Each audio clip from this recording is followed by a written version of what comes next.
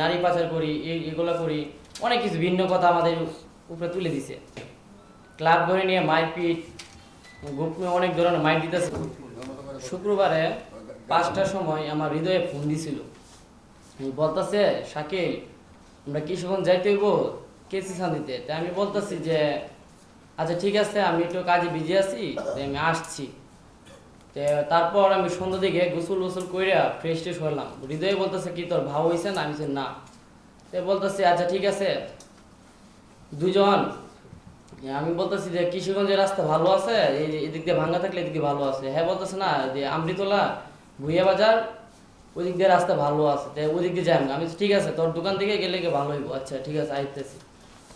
তারপর 4-5 জন হুজুরগুলো আমি দোকানের পাশে ছিল। দোকানের সাথে হুজুরগুলা আমরা শাটার খুলছিলাম। শাটার খোলার পর ওরা বলতেছে তোরা মেয়ে নিয়ে যাবি গা। আমি কোথায়, কি প্রমাণ? তাই হৃদয় কেসি সময় ব্যাগে বলতে, মানে ব্যাগের ভিতরে ভরতে ছিল।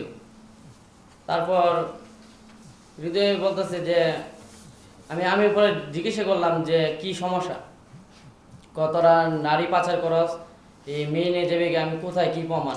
হৃদয়ের মোবাইলে শুনলাম। তো হৃদয়ের মোবাইলে শুনলাম, তাহলে আচ্ছা ঠিক আছে তাহলে লন। পরে হৃদয়ের মোবাইল চাইছে রানিং একটা মেম্বার, জাহাঙ্গীর মেম্বার, যে বলতেছে তোমার মোবাইলগুলো দেও। পরে দিল হৃদয়ে। পরে এখান থেকে বয়সগুলো শুন না, চেয়ারম্যান আসছিল।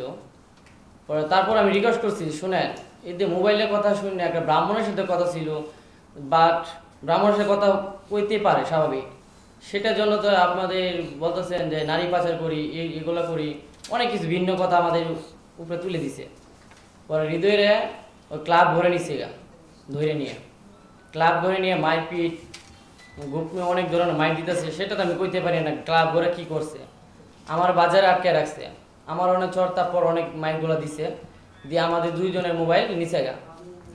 তারপর রিকোয়েস্ট করলাম যে আমাদের এলাকায় মেম্বার আছে, চেয়ারম্যান আছে, আপনার বাজার যখন কাজ কাম করে, আচ্ছা ঠিক আছে আমাদের গার্জেন দেখানো উচিত ছিল। আমার রিকোয়েস্টগুলো মানলো না, ওরা মারতে আছে। পরে 4-5 জন মিললে, ওরা সভাপতি বাজারে ছিল, মঞ্জিল, মুস্তফা চেয়ারম্যান, ওরা কি করছে চৌকিদার আইনা সেনাবাহিনী ক্যাম্পে পাঠাই দিছে। সেনাবাহিনী ক্যাম্পে পাঠাইয়া আমাদেরকে, ওর হৃদয়কে আগে আধা ঘন্টা আগে নিছে ক্যাম্পের ভিতরে। পরে আমার নিচে আধা ঘন্টা পরে পরে আমার বলতেছে কি হুজুর বললা, অনেকে বলতেছে তুমি নির্দোষ, তুমি সাথে ছিলা জন, তার স্বাস্থ্য ভাই, তুমি এটা জানো না। হৃদয় বলতেছে না আমার মারে ফেলান, শাকিল কিছু করেন না, শাকিল এই বিষয়ে কিছু জানে না। তার আমি বলছি কেসি ছান দিব, এই জন্য আমি বললে তাকে বাড়ি থেকে নিয়ে আসছি। তা আমি এই অনুযায়ী আমি গেছি, এইটুকুই কথা।